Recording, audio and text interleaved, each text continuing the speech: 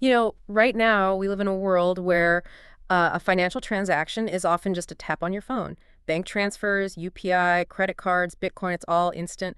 Seems almost effortless.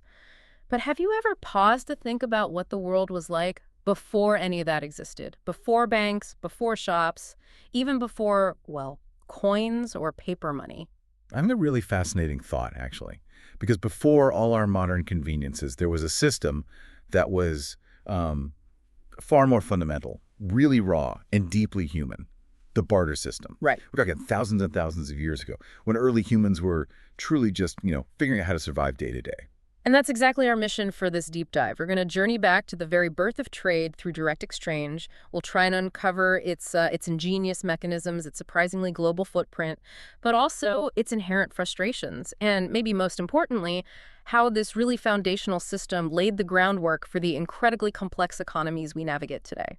So, yeah, let's unpack this. Okay, so in those truly early days, survival wasn't just a concept, it was everything. Hmm. People hunted for meat, gathered fruits and berries, carved tools from bone and stone. Hard to even imagine, really. Totally. Just picture a world with no grocery store, no Amazon, certainly no digital payments, nothing like that. If you needed something, let's say an animal skin, to make a warm blanket, you really only had two choices. Okay. Either go get it yourself, find it, hunt it, whatever, or find someone who already had one and trade something you possessed for it. So if I had, like, say, a really well-made stone axe and you had, I don't know, a surplus of dried fish, could we just trade? Was it often that simple? Well, in essence, yes. Yeah. That's the core of barter, the direct exchange of goods and services without any medium of money involved. Right? No cash, no coins. Exactly. Ah, So you needed fish, and I needed an axe. Perfect. The deal was done. On the surface, it seems incredibly straightforward, almost uh, elegant in its simplicity. it does. It sounds very clean. But I'm guessing that simplicity had a hidden snag. A big one, maybe. Oh, def. What happens when your needs don't perfectly align with what I have to offer? Let's take your example of the potter and the wheat farmer. If I'm the potter and I desperately need wheat, I go to my neighbor, let's call her Ilara, the wheat farmer, offering my beautiful pots. But what if she just doesn't need more pots? Maybe she has loads already. Does the whole system just grind to a halt then? Precisely. That's where the primary challenge, the fundamental weakness of barter, emerges. If Alara has no need for your pots, then your transaction is blocked. Simple as that. You, the potter, are stuck. Stuck. Okay. You'd then have to find someone else, someone who does need pots, and who happens to have something that Alara, the wheat grower, does want, maybe salt or tools or something else entirely. Wow. Okay, so it's not just about finding someone to trade with. You have to find someone who simultaneously wants what you have and has what you want.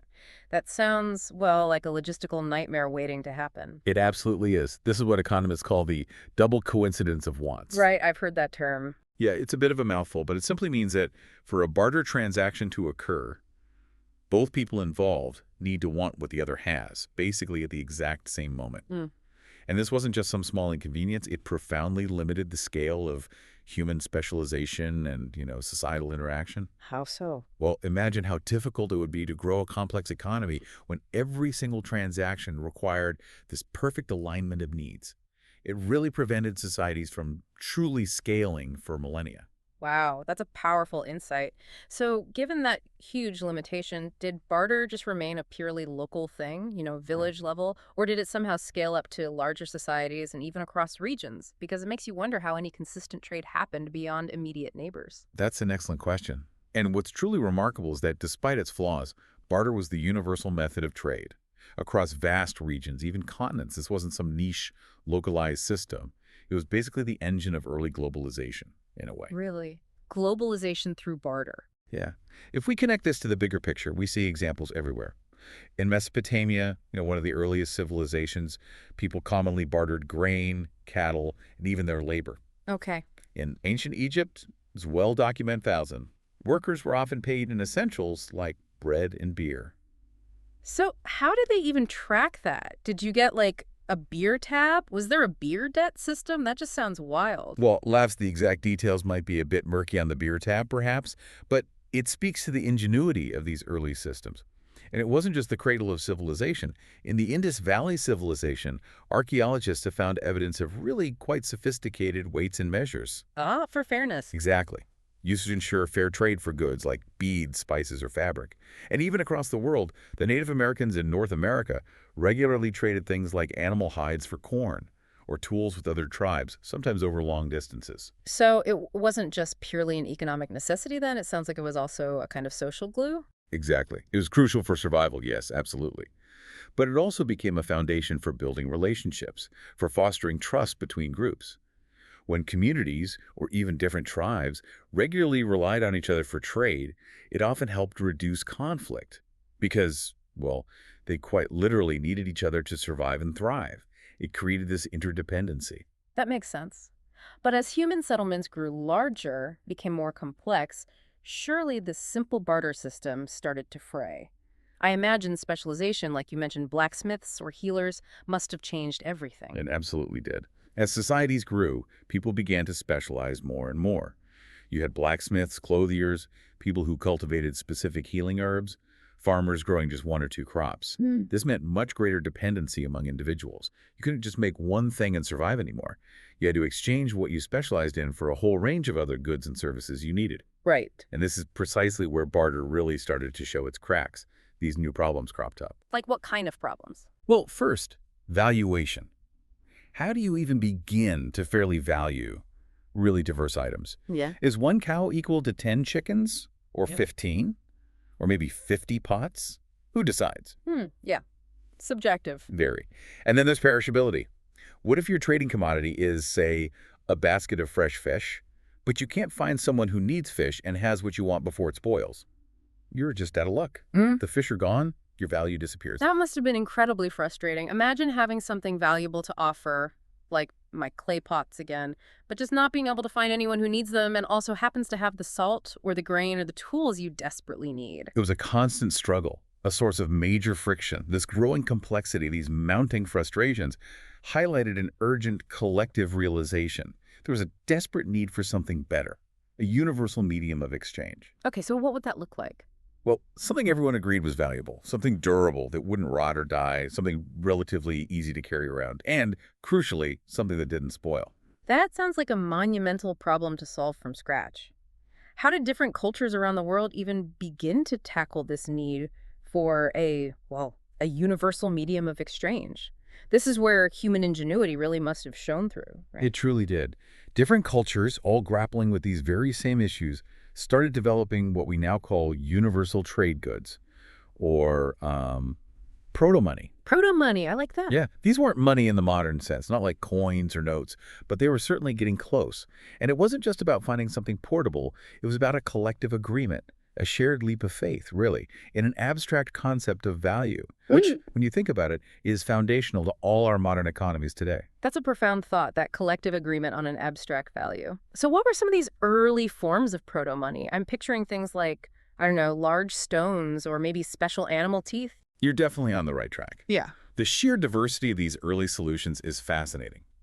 In parts of Africa, for instance, cattle became a standard of wealth and trade. Yeah. Literally, your wealth was walking around in your field. The more cows you had, the richer you were perceived to be. Right. Living currency? Pretty much. Okay. Over in parts of Asia and the Pacific, people used cowrie shells. The shells. Yeah, specific types. They were rare in many places, naturally beautiful, and crucially, difficult to fake convincingly. That made them a surprisingly reliable form of exchange across huge areas. And famously, in the Roman Empire, salt was so incredibly valuable. I remember reading that soldiers were sometimes paid in it. That's actually where our word salary comes from, right? From the Latin word sal, meaning salt. Indeed, that's the origin. And other forms popped up all over. Tobacco in colonial America, special beads, unique stones in some societies, even things like dried fish in others. Basically anything that was somewhat scarce, generally useful or desirable, and widely accepted could become a kind of proto-money. Okay, so these were definite improvements on pure barter.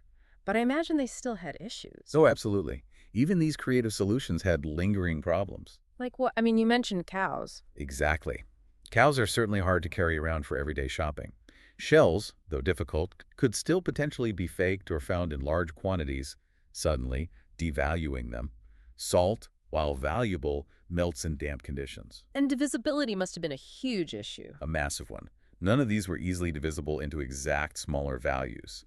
You couldn't exactly break off half a kaya for a smaller trade, could you? Or get precise change back from a block of salt. No, you certainly couldn't. So these limitations were still there. But trade kept growing anyway. It did. Slowly, steadily, trade continued to expand. It began with just individual families trading, then grew to entire villages coordinating exchange, and eventually scaled up to encompass whole kingdoms and regions. And as trade expanded, dedicated places for exchange naturally emerged.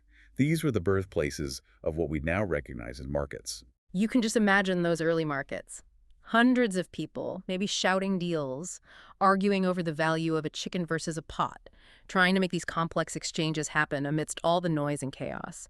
It must have been a vibrant, bustling, probably quite confusing scene. Absolutely, a real hive of activity. And you have to think, at some point, amidst all that clamor and confusion, dealing with cows and shells and salt, people must have collectively thought, there has to be a better way.